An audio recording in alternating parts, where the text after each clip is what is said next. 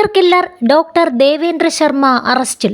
കുപ്രസിദ്ധ കൊലയാളി ഡോക്ടർ ദേവേന്ദ്ര ശർമ്മ അറസ്റ്റിൽ. ഒരു ആശ്രമത്തിൽ വ്യാജ പൂജാരിയായി വേഷമിട്ട് ഒളിവിൽ കഴിയുകയായിരുന്നു ഇയാൾ.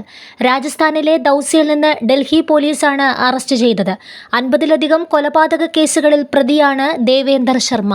തിഹാർ ജയിലിൽ ജീവപര്യന്തം തടവ് അനുഭവിക്കവേ 2023 ഓഗസ്റ്റിലാണ് ഡോക്ടർ ദേവേന്ദ്ര ശർമ്മയ്ക്ക് പരോൾ ലഭിക്കുന്നത്. പരോളിലിറങ്ങി മുങ്ങിയ ഇയാൾക്കായി 2 വർഷത്തിലധികമായി ഡൽഹി പോലീസ് അന്വേഷണത്തിലായിരുന്നു. ആയുർവേദ ഡോക്ടറായിരുന്നു ദേവേന്ദർ ശർമ്മ. അനധികൃതമായി വൃക്ക മാറ്റിവെക്കൽ റാക്കറ്റിലെ പ്രധാനിയായിരുന്നു ഇയാൾ.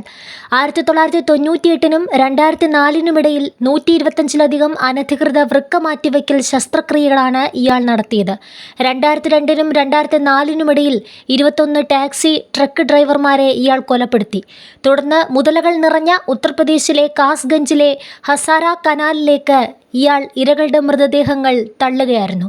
ഡ്രൈവർമാരെ ട്രിപ്പിന് വിളിക്കുകയും വഴിമധ്യേ കൊന്ന് വാഹനങ്ങൾ വിൽക്കുകയും ചെയ്തിരുന്ന ഇയാളുടെ പേരിൽ 27 കേസുകളുണ്ട്. ഡൽഹി, രാജസ്ഥാൻ, ഹരിയാന എന്നിവിടങ്ങളിലായി 7 വ്യത്യസ്ത കേസുകളിലായി ജീവപര്യന്തം തടവിന് ശിക്ഷിക്കപ്പെട്ടു. 21 ടാക്സി ട്രക്ക് ഡ്രൈവർമാരെ കൊന്ന് ഇയാൾ മൃതദേഹം മുതലകളുള്ള കനാലിലേക്ക് ഉപേക്ഷിച്ചെന്നാണ് കേസ്.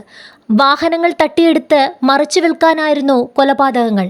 50-ലധികം കൊലപാതകങ്ങളിൽ പങ്കുണ്ടെന്ന് പിന്നീട് ഇയാൾ തുറന്നു പറഞ്ഞിരുന്നു. 1984-ൽ ബീഹാറിൽ നിന്ന് BAMS പാസ്സായ ശർമ്മ തൊട്ടു പിന്നാലെ രാജസ്ഥാനിൽ ക്ലിനിക്ക് തുടങ്ങി. ഉത്തർപ്രദേശിലെ അലിഗഡ് സ്വദേശിയായ ശർമ്മ 11 വർഷം ഈ ക്ലിനിക്ക് നടത്തി.